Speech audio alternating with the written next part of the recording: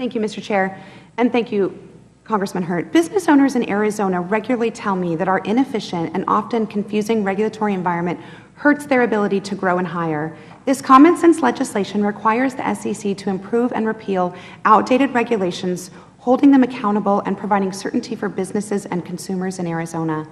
The bill requires the SEC to, within 5 years of enactment, and then once every 10 years thereafter, review all significant SEC rules and determine by commission vote whether they are, first, outmoded, ineffective, insufficient, or excessively burdensome, or second, are no longer in the public interest or consistent with the SEC's mission to protect investors, facilitate capital formation, and maintain fair, orderly, and efficient markets.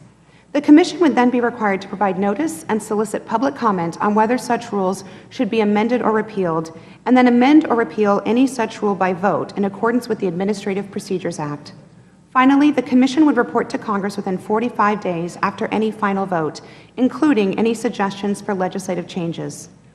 The EGRPRA requires federal banking agencies to review all regulations every 10 years to identify whether they are outdated or unnecessary. This bill would require the SEC to review only major or significant rules, a significantly lesser burden. The bill would not allow mandatory rulemakings to be repealed unilaterally by the SEC. Should the SEC determine that legislation is necessary to amend or repeal any regulation, it requires the Commission to include in their report to Congress recommendations for such legislation.